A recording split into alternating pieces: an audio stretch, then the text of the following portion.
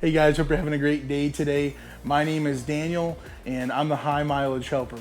On this channel, my goal is to be able to help you learn more about the RV transporting industry, as well as give how-to videos for your truck and then give recommendations along the way. So if this is our first time meeting, just consider subscribing, hitting the like button if you get good value.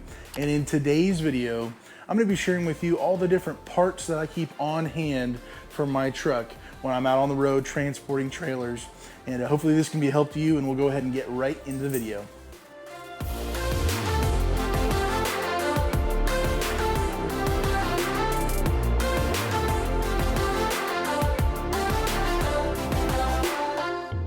So the very first thing on the list today is going to be the blower motor in the blower motor resistor. This is the motor and resistor inside the cab, underneath your passenger side dash, underneath the glove compartment, where that's where your actual blower motor is for all your AC and heat vents. I have been on the road when my blower motor stopped working. I've been on the road when my resistor has gone out at separate times. In the heat for the blower motor and for the resistor, it was in the winter time.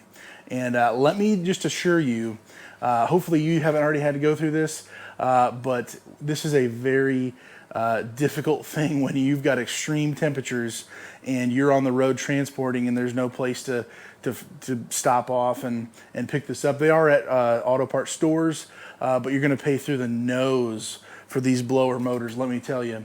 So buying them online, keeping them on hand for me it's been very reassuring to me when I need to make sure that if anything goes out down there, when it comes to me being comfortable in the truck, either freezing or burning, sweating away, to know that I've got the actual motor, the fan, and the actual resistor. The resistor is going to last a lot longer, but mine did go out before, so I just keep one on hand just to make sure. But this is simply the actual motor itself. It's a 15-minute job or less. I believe there's 3 Phillips screws and 1 electrical connection, and it's a very simple job to do. If you've got a Phillips screwdriver, you should be good to go. So this is the first kind of combo that I keep on hand when I'm out on the road, just in case things get all of a sudden no air or barely any air with that resistor that controls the level of airflow coming out. So anyways, this is the first thing on the parts list. Number 2 on the list is going to be a new water pump. Keeping a water pump on hand, especially buying it online, not from a auto parts store someplace in town, which is going to charge you a lot more. Keeping a water pump on hand in your truck is going to save your bacon. When you are on the side of the road and you are shooting coolant out of there, there's bearings inside there, and when they seize up or if they start getting loose, you're going to be losing coolant, and that's a problem. So also in addition with this, I obviously keep coolant as well, but that's not a part. So anyways, just a water pump is a good thing to have on hand, where you could potentially in 30 minutes, maybe even a little bit less, be able to knock out the replacement. There's 2 bolts, fairly simple to get down into there and get the belt off, put this back in, and be on your way if you just have a little bit more coolant to last you to get to fill up all the way, depending on how much you lose. So anyways, new water pump is number 2. All right, guys, number 3 is going to be a wheel hub assembly. Your wheel bearing hub assembly is something that goes out. It's obviously has bearings inside. When that starts to go, there is major problems. You are not going to be driving much longer. Your wheel can potentially fall off. This happened to me in New York. It was not a pleasant situation. I didn't know anything about a wheel hub assembly, and I found out the hard way, replacing it myself at a truck stop. I was actually blocking the entrance because it was completely seized up. I couldn't even move it, and I was under load, and so I ended up having to replace that for the first time. And that was very interesting. But in the future, if that ever happens again, I'm going to be ready to go because I already have one on hand. And the truth is about this, the prices at the auto parts stores, again, it's over $300, but you can get these online for less than $200. Seriously, preventative buying parts preventatively, you are going to save money. If you can do it yourself, you're going to save money. It's just too important. You can get back on the road in relatively a short amount of time.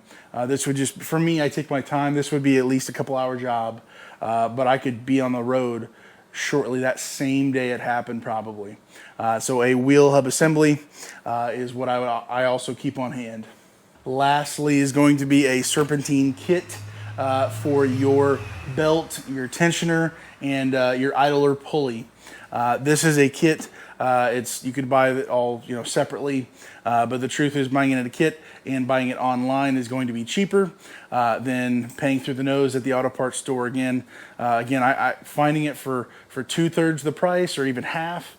It can be done online, and if you already have it ready to go, that means you're down less time. If you can figure out how to do it yourself, look up how to replace these parts before they even happen to you, so that you're already thinking, oh, okay, my wheel hub assembly just went out on the right front side. Okay, now I know what to do. Oh, the belt went, or the water pump. Find those videos, save them to your YouTube, download them to your YouTube account, and be ready to go no matter where you're at in the country. Be ready to go to replace these things, know what tools you need to have, and you're going to be golden. You're going to be saving so much money and time.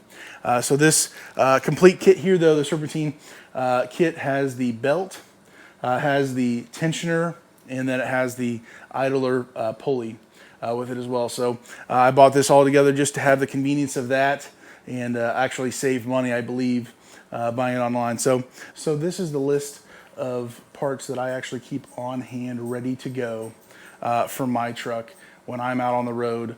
I've had too many times where these things have gone out, and there's other parts that do go out.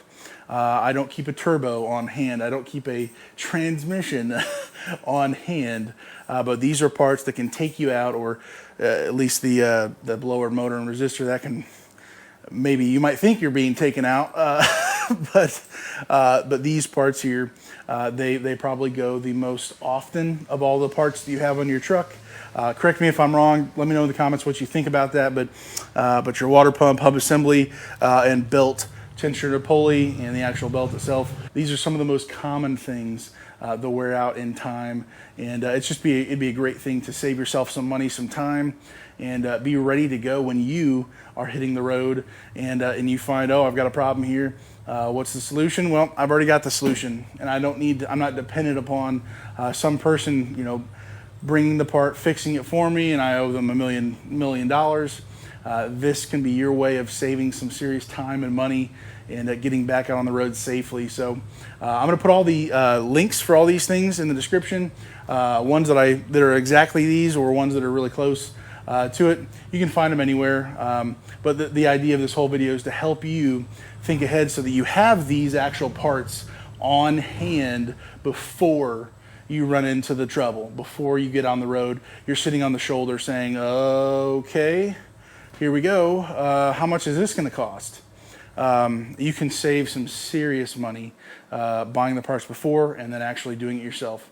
So anyways, these are what I keep on hand. This may be kind of ridiculous. Maybe you say, Daniel, you are paranoid. And the truth is, maybe I am. But the truth is, I've had these problems come up. And I will be happily just paranoid about replacing these things. If it doesn't happen until I get home, fantastic. But if it were to happen out on the road, I'm good. I don't have a concern about it. I've got the tools and the things to get these parts ready to go installed, and I'm going to be surviving through the problem. So hopefully this video is a help to you, getting the gears kind of moving in motion to think about what parts you want to keep on hand for your truck. What are you most concerned about, or you have seen that has gone wrong more often than other parts? Let us know in the comments down below what that may be. And again, I've got the links down in the description. So if this was a help to you, just consider subscribing, hitting the like button if you did get good value from this. And we'll talk next time. Stay safe, and God bless, guys.